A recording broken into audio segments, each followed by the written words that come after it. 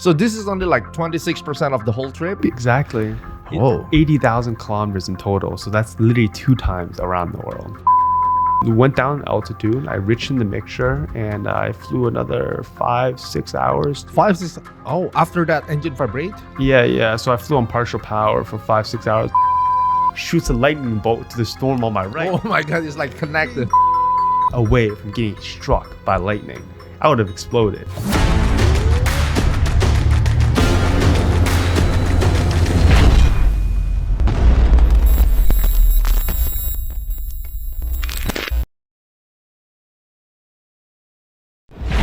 Flying around the world is one thing, but flying solo to all 7 continents with one small airplane is incredible trip.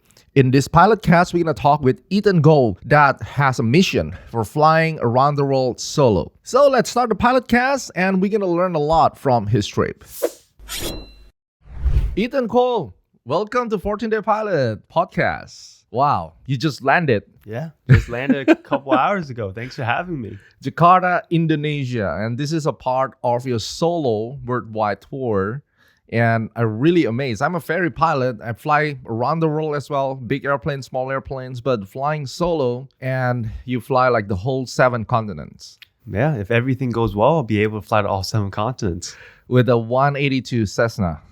Oh my gosh. So who you are, and then why you're here, and then why you even doing this. This is like very challenging trip with all of, major risks in aviation.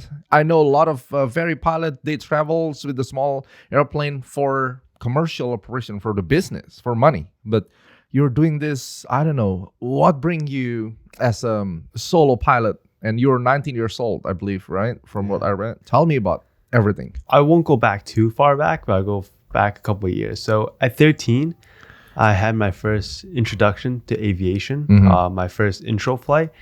And I took one intro flight and logged maybe 1 hour of flight time on my logbook. I was like, this is pretty cool, but I still have a lot of responsibilities. I still have a lot of other things I have to do. And I can't justify, I don't have the means to justify the time and financial expenditure towards a quote unquote hobby. One day I stumbled upon, I guess the youngest person to ever fly around the world was like 21, 22 back then. And I was like, I could probably beat that. Now I was maybe slightly naive and maybe too much confidence. I was like, I'm going to beat that record. I'm just going to beat it no matter what. And so I was like, okay, let's go do it. And I told my parents I was going to do it, and they just looked at me. They didn't take me seriously. I mean, why would you take a 13-year-old kid seriously? Yep. You're still 13 that time, right? Yeah. Okay. Yeah. And they were just like, yeah, go finish high school. We could talk about it. And I was like, okay, I see how it is. Like, I'm going to get it done. But in my head, for some reason, I was so set on getting it done. It was almost just unreasonably. I was almost kind of unreasonable. I was like, I'm going to get this done no matter what, if this is the last thing I do. But while preparing for this trip, eventually, my cousin, I think he was 17 at the time, he got diagnosed with stage 4 blood cancer. Oh my gosh. And then you start everything from Tennessee, where St. Jude's located. Exactly. Great. Well, now you're in Indonesia. It's like, is this 50% of your journey or 26%? 20? Oh, there will be another trip like after Indonesia? So after Indonesia, I'll be crossing Southeast Asia to Japan, China, Korea, and then basically all the way back to the US. Then I'll be going to Canada, the US again. Then I'll be going to South America. Oh, wow. Then I'll be going to Antarctica. And then I'll be coming back up. And Antarctica? Yeah. Also, you can land there? With enough paperwork, permission, and politics, yes. Oh my God, I didn't even know that. So this is only like 26% of the whole trip? Exactly. Whoa. 80,000 kilometers in total. So that's literally 2 times around the world. For this fundraising. The total distance is 80. I'm only going 1 time around the world, but I'm going like the straight path would be 40,000. I'm zigzagging, going to every single place, every single continent. It's going to end up being twice the distance of Earth. Oh my gosh. How about the fuel? How much fuel that you're gonna burn? If 2,000, 3,000 gallons, I would say. Are you carrying like a ferry tank or something in your airplane? Nice. Yeah, so plane's equipped with the extra 100-gallon ferry tank. Very thanks. Tell me about your airplane. I'm excited to know, and I believe all the audience want to know more about your 182. Yeah, so it's definitely a very interesting 182. I get so many comments on social media about it. They're like, why does it look like that? Why does it have an extra set of wings, right? So it's a 1979 182. So it's on the older side. But what's kind of cool about it is it's slightly special. It has an extra set of small wings in front of it on the cowling, on the nose, called canards. And what it does basically is helps with its aerodynamics. It makes it more fuel efficient actually because it reduces induced drag. And what also is really cool is it gives you more lift. So you stall at lower speed. It also means you take off faster. Is turbocharged your airplane? No, it's not turbocharged. But what's kind of cool about it is that I have some sponsors. They sent over some equipment, engine parts, engines. And so the plane actually has an IO 550. Okay, so Continental. Then. Yes, Continental. Okay. But this is a 550, which makes it so it has 300 horsepower. So it has probably around 70 more horsepower than the other 182s. Wow. Yeah. And then I company sent over more equipment, so I also have electric ignition on it. So it has stronger spark, gets a bit more power, a bit more fuel efficient, and I can fly at higher altitude. And what is the roughly average altitude every trip that you make? Roughly around 9 to 11,000. 9 to 11. 9 to 11,000, yeah. In Europe, it was pretty low, like 3,000, because European airspace is so chaotic. Yeah. But you fly IFR anyway, right? In Europe, rarely. Sometimes if I have to, I'll fly IFR. But in Europe, I try to stay VFR because they're pretty strict with IFR over there. And in Southeast Asia, it's almost impossible to fly VFR just because of the weather. Of course, yeah. Let's talk a little bit about the weather because the weather has become like the most challenging part of everybody. And then how you deal with the weather. And then, especially when you cross the North Atlantic flight and a lot of icing over there. I don't think you have the de-icing and yeah.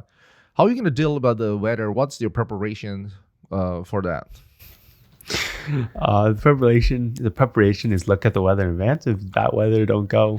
But it really depends on what type of weather, right? For icing, for example, the North Atlantic crossing, I choose to cross it during the summer for a very specific reason. Is that at 1,000 feet, it's above freezing. That means that no matter what, I can make it across the ocean without freezing. So like the temperature is above freezing, which is good. So that's why I do in the summer, because let's say you do it in the winter, even at sea level, it's below freezing. Then if there's clouds, you don't get icing no matter what. But if you do in the summer, you get some ice at 7,000 feet. Yeah, you descend, the air warms up, you get no ice. So that's what you want to do in the summer. That's also when the weather is the most predictable. And so actually, I got really lucky when crossing the Atlantic. I managed to fly every single day without a weather delay. 6 days in a row, which was super lucky. And then by the time I crossed the Atlantic, Europe is relatively decent weather. But what's good about Europe is they have good infrastructure. Like the air traffic control will tell you about the weather, and they have radars, right? And then the Middle East, there is no weather. Oh. It's just sand. And so I didn't have to worry about weather at all. How about the dust storm, something like that? That I did have to worry about, yeah.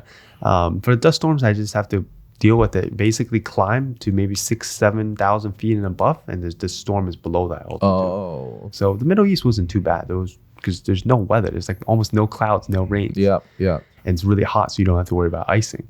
But where it starts getting concerning was once we start reaching to Pakistan, India, and Southeast Asia, because it was during the summer, it's monsoon season in basically India and Southeast Asia too. And that it gets intense. We're talking about, you look at Malaysia, in Johor, right? I just came from Johor. We would have a thunderstorm for at least 1 or 2 hours every single day. When I landed in Johor that day, Daniel, right? Yeah. Daniel was one of the people that helped me out with the maintenance, and he would try to fly back with Joe, and they couldn't fly back for 4 hours because the rain was so bad. Exactly, yeah. It was so bad. Like, it was pouring. It was the most insane amount of rain I've seen last year. Welcome to Southeast Asia. Yeah. And there's no such thing of the weather radar or ADSB. So you're just stranded there and waiting for the weather most of the time. Exactly. And the worst part about it is that the weather, you can get weather to be generally accurate within 2-3 days in advance. But a permit also takes 2-3 days. Exactly. So you have to renew all the permits every time. Exactly. Like you sometimes like placing a bet. You're like, I think this Friday the weather is going to be good enough to fly. And then you do all the paperwork and you spend a bunch of time doing the paperwork. And then Friday comes and there's a huge storm. And then you have to redo the paperwork. For all pilots, they probably very interesting to hear how you did your flight planning during the flight. Who did it? Are you doing it by yourself, or there's a company that do the flight planning for you? Yeah. So for North America and Europe, I did all the flight planning myself. It's not the easiest thing to do, but it's not too hard. It's more so like busy work, right? You just have to have stacks of paper. You fill out a bunch of forms, submit it in advance, get that stuff all done. That's pretty reasonable. How about the routings, the waypoints and everything? I do. I filed them. So it's not too bad. The Atlantic, I did a VFR because I didn't have an HF radio. Okay. And so I had to do a VFR. And so I just flew in a straight line at 5,500. And they didn't have radar. They didn't have any radar coverage at 5,500 feet. So I just zigzagged across the Atlantic. There was no You bring your SATCOM or something like that? Yeah, I had a satellite phone, but I didn't have a chance to use it. And hopefully I don't have to. But. So tell me a little bit about you. Are you private pilot, commercial pilot? Yeah, so I'm a private pilot with an instrument rating. I have FAA, of course. Yeah, absolutely, and registered plane. Private pilot with an instrument rating. I have my commercial multi. I have the requirements done. But when I finished the requirements, I was 17 at the time, so I couldn't take the commercial until 18, of course. Exactly. Yeah. So I couldn't take the commercial multi, and so I just postponed it. But right now, I think I have probably over 800 hours, maybe 900 hours of flight time. And maybe when I have a bit more time, I might get my commercial multi. What kind of stuff inside the airplane that you bring? You bring the life raft or something like that, and what else? I have my dry suit, which basically keeps me dry when I'm in the water. Like a full waterproof rubber suit, basically. This is mainly in case if I'm in the Atlantic Ocean, it's like -2 Celsius in the water. I'm freezing to death. This gives me maybe 5-10 minutes to in the cold water before I get hypothermia, and I can pull out my life raft and jump in. So I have a dry suit. I have a inflatable life raft. It's a pretty big one. For 2 people or 4 people? 4 people. Okay. Yeah, just gotta make sure I treat myself nicely over Atlantic Ocean. Yeah, and I have a life vest. And then what else do I have? I have a satellite phone. I have 2 portable ELTs. Okay. I have like a GPS tracker that tracks that pin. The Garmin, the orange one, or no, similar, but it's like Iridium, so it's a similar system. And then I actually don't have flares. I think I didn't bring the flares. I have some survival equipment, like a med kit, all the medical equipment, little box of medical equipment, then another box of survival equipment with like blankets, tools, fire starters, etc. Survival. Basically survival stuff. But did you fly at night too this trip, or just day? 2 times, not by choice. I started off in the day, but the flight got extended, got delayed, and eventually reached nighttime. How long you flew at night that time? From where to where? 2. So the first time was from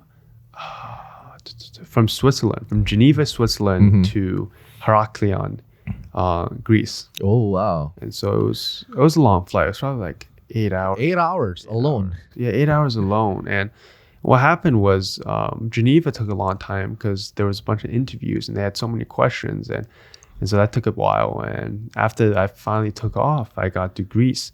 I was flying VFR too. And the sun set, it was dark. I got there an hour later. And the airport is actually only VFR day. So once it's at night, it becomes IFR. And so that was actually my first IFR flight of this trip. And I was like, okay. And I did IFR approach into Greece in the middle of the night. Oh, that's nice. And I got one question from Yan. He's a Singapore pilot. And then he flies a Cirrus SR-22. And he always flying like Singapore, Australia, because he's based in Singapore and Australia. Oh, wow. And he is curious to know about your diet systems, about the food during the long flight. That's a really good question.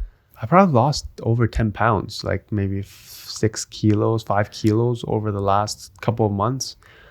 So basically what happens, let's play this scenario out, right? I have a flight at 8 a.m. in the morning. I wake up at 5 a.m. to prepare for it. I have maybe 1 bottle of water. If I'm lucky, I bring 1 Snicker bar for this trip. And that's all the food I have for the rest of the day until I land. So that could be in the afternoon or in the middle of the night, depending on if it's a 4-hour flight or if it's a 12-hour flight. And if I'm lucky, I maybe get a chance to eat dinner. So I usually eat between 1 to 2 meals a day, because there's no bathroom on the plane, right?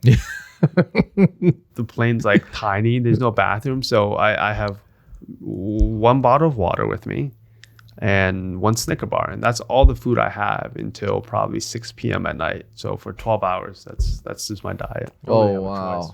And how about the bladder systems? It's like you take a pee inside the airplane? No? No, so I chug a bottle of water maybe an hour before I take off. Okay. And then I go to the bathroom right before I take off. And I have 1 more bottle of water with me for the rest of the 8-12 hours that I kind of sip on here and there. Oh, wow, man. That's quite a journey. And then very strict diet and you're losing weight. But it's good for you to take off weight anyway. That's what I'm thinking. I'm like, listen, the lighter I am, the more fuel efficient I am. That's another $1 saved on gasoline. So you always take off with maximum fuel, of course, right? No? No. Maximum fuel is too much because sometimes How many gallons anyway? Total? 192. 192. What's the consumption roughly that you use? 10. 10. Okay, 19 hours you got. Yeah, maybe 12, but 10 to 12 depending on the altitude. Okay. Wow. And then what kind of problems that you probably ever had before until you reach Indonesia? Like need you to do diversion or maybe like emergency or something like that? I had an engine failure. With this airplane? Yeah, with this airplane. So the current engine in there is actually new. Oh. But so basically what happened was up at maybe 12,000 feet, and the engine just starts shaking. Oh my gosh. Yeah, and I thought I was maybe just hallucinating. I'm like, what are the chances the first flight of my trip around the world that the engine's shaking, right? And I look at the engine monitor, and my second cylinder, I have a JPI EDM 930, so I can see all the engine data. I look at this cylinder head temperature, and it's like 120, 130 degrees lower than normally is at. It's like 180, 200 Fahrenheit compared to 350, 380. And I was like, oh, okay, so we have 1 cylinder that's down. It could be, I wasn't sure why, it could be a blocked fuel injector. It could be a cracked cylinder. It could be a broken intake. There could be a spark plugs fouled. It could be like a numerous amount of issues, right? And so I went down altitude. I richened the mixture, and I flew another 5-6 hours. 5-6. Oh, after that engine vibrate? Yeah. So I flew on partial power for 5-6 hours. And once I landed, I wasn't too sure exactly what was wrong. And it turns out for Continentals, they don't need much compression to generate power. And so that's why I got away with it, with having a broken cylinder. And it was a whole process, right? So like start my trip, boom, your engine is broken. You need at least a new cylinder, if not more. And then they started looking through the cylinders. They realized the cylinder is really damaged, right? And then it's scratched. The intake valve looks like it's getting sucked in, and that it's cracked. Right. And so there's a bunch of issues, and they just recommend a top end overhaul. And so I look for sponsors, I look for companies, they send over parts. We're about to do a top end overhaul. They start taking off the cylinders. Then they look inside the crankshaft. The crankshaft was burnt. The cam heads were corroded because of metallurgy, I believe. And there was other issues with the whole engine. So I needed a whole new engine. Eventually, I found a boutique one. I reached out Continental. They're like, hey, we can help you out. They introduced me to this guy, and he had the engine. He sent it over. And so I installed the engine. And so this is the engine that you use until today? Yeah. So this is the engine I'm using till today. And I'm super fortunate that I managed to get it. But unfortunately, by the time I sourced all the parts and got everything all done, it was a 3-month period. It was in the winter already, and you can't cross Atlantic in the middle of the winter. That's why you need to delay another year. Oh my gosh. Half a year. And I just broke in the engine, did more paperwork, went to fundraise more money for the trip. How about this trip? I mean, do you have like any particular obstacles, technical issues that you need to divert and stock somewhere? I was detained in Myanmar. Oh, Myanmar. What happened? So I had a flight from Bangkok. I had a flight from Calcutta, India to Bangkok, Thailand. And this was maybe a couple of days after that big typhoon hit Asia, right? Southeast Asia. In remnants, parts, leftovers of that storm, I think, was stowed within where I was going, in between like Myanmar, Thailand, China, and parts of India. It was this big 300 mile by 500 mile like square storm.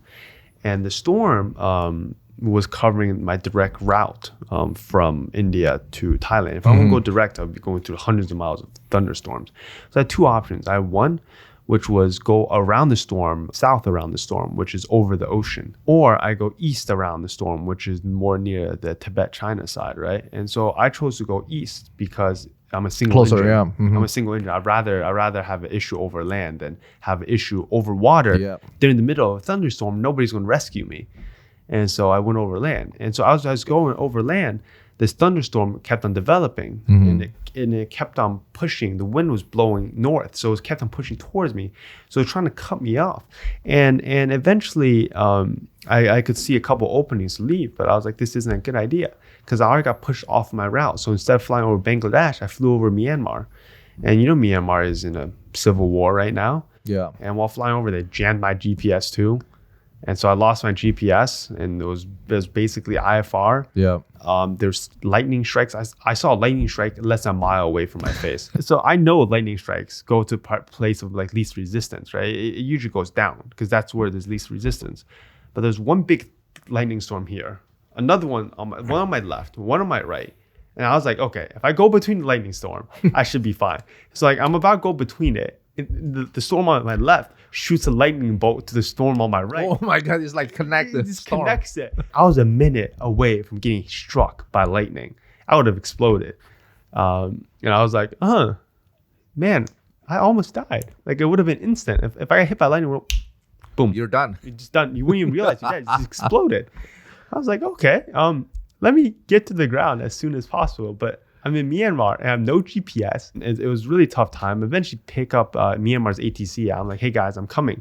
And their English isn't really that good. And they don't really have any international flights over there because they're in a civil war. And I'm like, hey guys, I'm coming. And they're like, okay. And they didn't understand what I said. I was like, well, I'm coming. They're like, okay, come. And so I flew to Mandalay. I flew to Mandalay, Myanmar. And I was maybe 10 miles away. I was getting ready to land. They're like, are you landing here? I'm like, yeah, I told you I'm landing here. They're like, oh, okay, give me, let me check. And a minute later, they come back and like, hey man, you can't land here unless you declare emergency. I'm like, yeah, man, but I'm fine. Just I need to land here because of the weather. And they're like, you gotta declare emergency. And then you declare then. Yeah, I declared an emergency in the middle of Myanmar. I landed in Mandalay, and then once I landed, a bunch of like their people came over, like customs, police, I think, officers. I don't know. There's like a dozen people. It was storming outside too.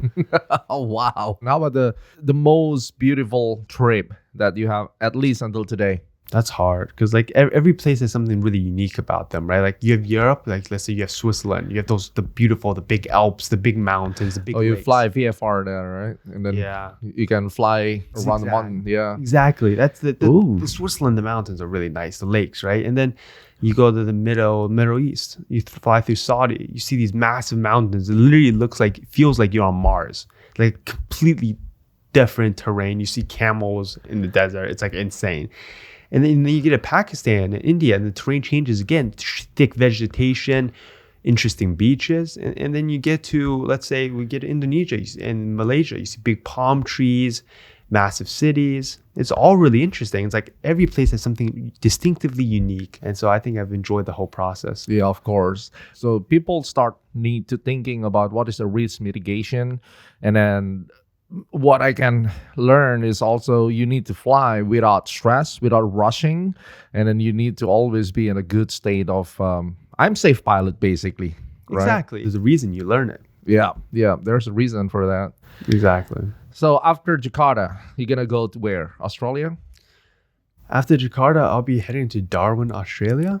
Oh, one shot. 1,700 miles. Okay. And how many hours you're looking for that? Perfect condition, 11 hours. Oh my God. So what do you want to say to our audience?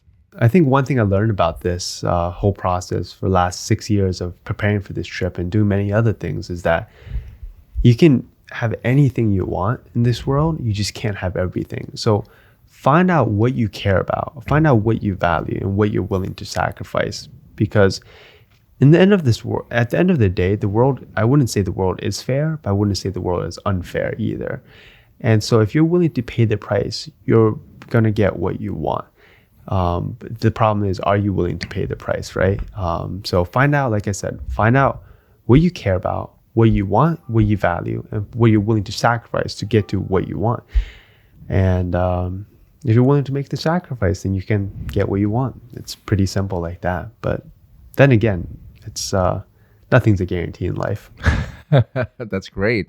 And for you, if you want to participate with this trade fundraising to fight the cancer together, you can find the link in our description. It's also in the command. You can click and then you can start your donations to Ethan trip. And I'm really happy if we can together share something that we have to support the aviation community, also to support people to have the better chance of life through this cancer battle with St. Jude Hospital. And then you can right away put the donation there. I got something for you. This is from me and from 14-Day Pilot Flight Academy. This is the best that we can support. This is a certificate of donation. Thank you. And this is a part of our care. The number is pretty much not big, but I choose the good number, 888.